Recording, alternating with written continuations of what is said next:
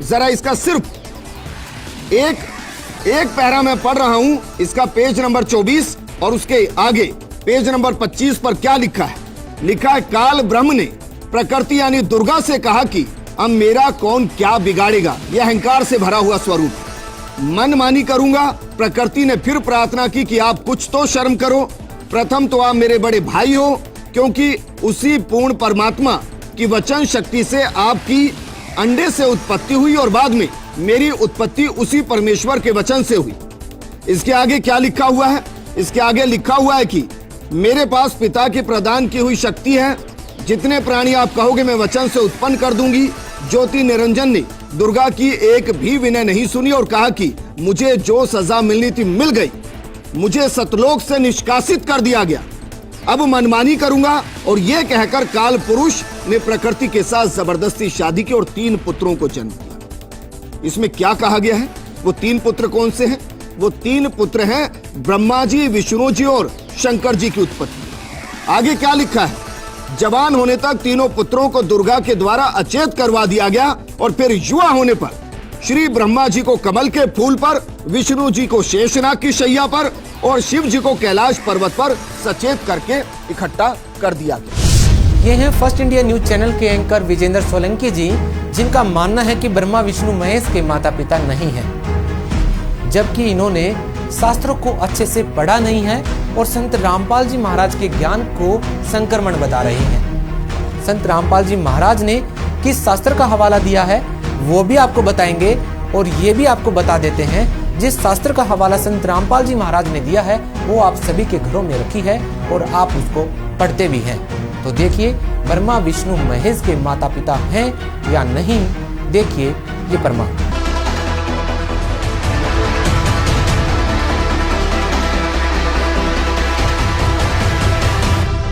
हमें ये लोक वेद सुना करते थे, ये अपने सदग्रंथों से भी परिचित नहीं थे। ये ब्राह्मण गुरु ऋषि महर्षि इन पुराणों से भी परिचित नहीं थे। और ब्रह्मा विष्णु महेश को अजरो अमर सर्वेश्वर महेश्वर, इनके कोई माता पिता नहीं, इनका जन्म मृत्यु नहीं होता, ऐसे कहा करते थे। ये लोक वेदता दंत कथा थी और इनके जीवनी में लिखा है कि इतना नासवान है, इनकी जन्म मृत्यु होती है, दुर्गा इनकी माता है और ये ब्रह्म इनका पिता है, ज्योतिनंद।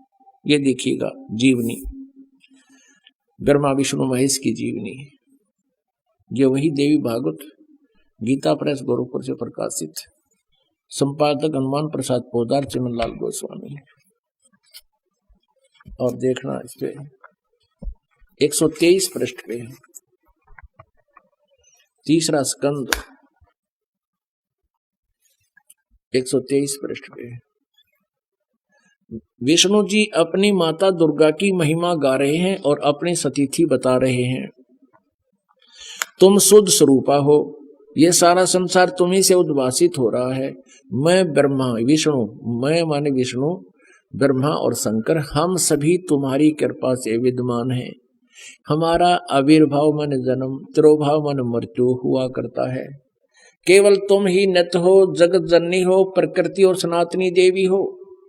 ये प्रकृति शब्द भी याद रखना, आपका गीता जी में काम आएगा। जो 14वें अध्याय में दास आपको बताएगा कि प्रकृति से उत्पन्न तीनों गुण, रजगुण ब्रह्मा, सतगुण विष्णु, तम गुण शिव जी, ये जीव को कर्मानुसार फंसाए रखते हैं।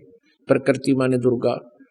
14वें अध्याय के 3, 4, 5 श्लोक में लिखा है कि प्रकृति मेरी पत्नी है, मैं पति हूं इसका, इसके पेट में जीव स्थापित करता हूं जिससे सब जीवों की उत्पत्ति होती है। विष्णु जी कह रहे हैं कि मैं ब्रह्मा और शंकर, हम सभी तुम्हारी कृपा से विद्यमान है। हमारा आविर्भाव माने जन्म, तिरोभाव माने मृत्यु हुआ करता है।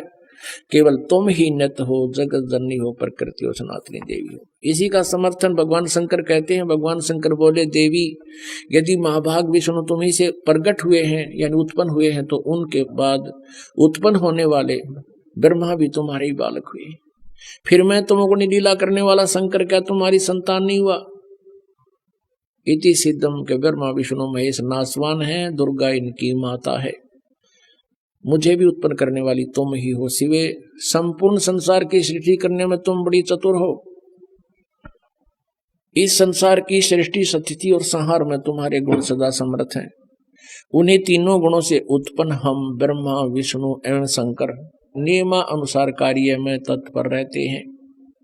इससे सिद्ध हो गया रजगुण ब्रह्मा, सतगुण विष्णु, तमगुण शिव जी। और ये केवल नियमित काम कर सकते हैं, जैसा वर्क डन, इसमें कोई परिवर्तन ये नहीं कर सकते। इस पवित्र पुराण के इन चंद पंक्तियों ने ये स्पष्ट कर दिया, 4 कंसेप्ट क्लियर कर दिए। एक तो ये है कि ब्रह्मा विष्णु महेश नासवान, इनकी जन्म मृत्यु होती है। दूसरा ये हो गया कि दुर्गा इनकी माता है। तीसरा ये हो गया कि रजगुण ब्रह्मा, सतगुण विष्णु, तमगुण शिव जी है। और चौथा ये हो गया कि ये केवल जैसा जिसने कर्म किया है उतना ही आपको दे सकते हैं, उसमें कोई परिवर्तन नहीं कर सकते। ये पाप नाश नहीं कर सकते, प्रारब्ध में परिवर्तन नहीं कर सकते। रजगुण ब्रह्मा, सतगुण विष्णु, तमगुण शिव। ये देखो हमारे सदग्रंथों में प्रमाण। मार्कंडेय पुराण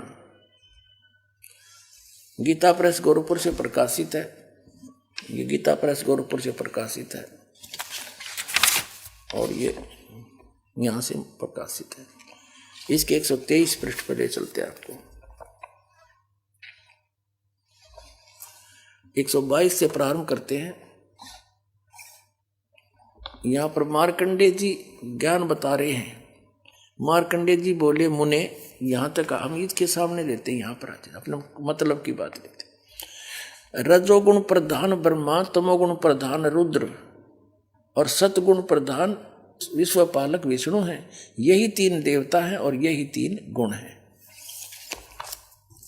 इति सिद्धम रजगुण ब्रह्मा है, सतगुण विष्णु, तमगुण शिव जी। इन्होंने, इन अज्ञानियों ने काल प्रेरणा से, नकली संतों, महंतों, आचार्य और शंकराचार्यों ने, गुरुओं ने अध्यात्म ज्ञान को ऐसा उलझा दिया इस काल प्रेरणा से कि 9 मन सूत उलझिया, ऋषि रहे झकमार, और सतगुरु ऐसा सुलझा दे उलझे न दूजी बार।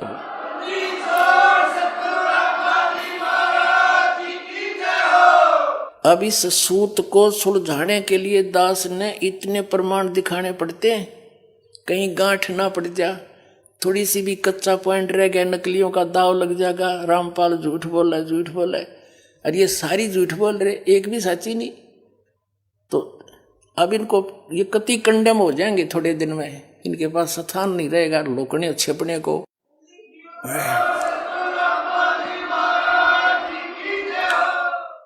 या तो ये संत स्वीकार कर लेंगे कि सचमुच सच्चाई यही है और सबको कह देंगे अपने भक्त अनुयायियों को, इनका भार हल्का होगा।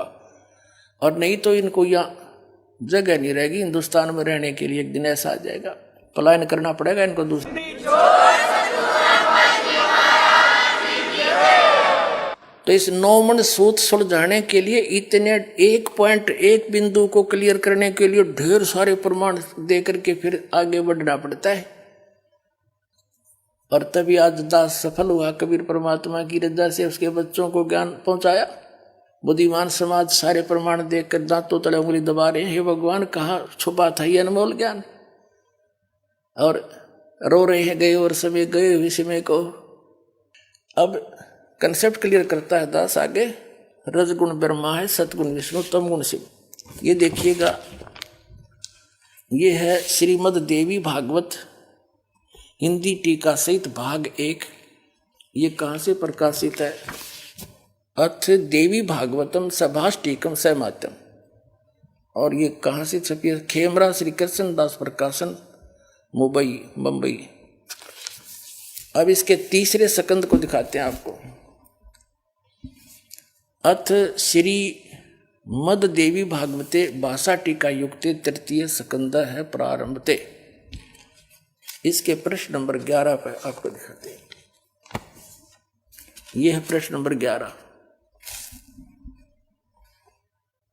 देवी भागवत भाषा टीका तृतीय सकंद अध्याय 5 का। ये मंत्र नंबर हम 8वां पढ़ देंगे, 7वां या समाप्त हुआ। भगवान शिव अपनी माता दुर्गा से प्रार्थना कर रहा है कि हे माता, यदि हमारे ऊपर सदा आप दया युक्त हो तो हमको तमोगुण किस प्रकार प्रदान किया? तमोगुण में ब्रह्मा रजोगुण और हरि यानी विष्णु को सतोगुण युक्त किए। किस प्रकार युक्त किए? अभी संस्कृत से अच्छी तरह समझ में आओगे। हम संस्कृत भी पढ़ सकते हैं क्योंकि देवनागरी लिपि है। यदि दया धर्मना, वही 8वां अध्याय है, इसका अनुवाद ऊपर है। यदि दया धर्मना न सदाम्बिके कथम अहम विहित च, क्यों बना दिया मैं को तो तमोगुण है। भगवान शंकर कह रहा है मुझे तमोगुण क्यों उत्पन्न कर दिया आपने। और कमल जय, कमल से उत्पन्न होने वाले ब्रह्मा जी को रजोगुण संभव, इसको रजोगुण क्यों बना दिया। सुवित क्यों, सुविहित किमो सतोगुणो हरि, विष्णु जी को क्यों आपने सतोगुण बना दिया। इति सिद्धम, इति सिद्धम रजगुण ब्रह्मा है, सतगुण विष्णु, तमगुण शिव जी।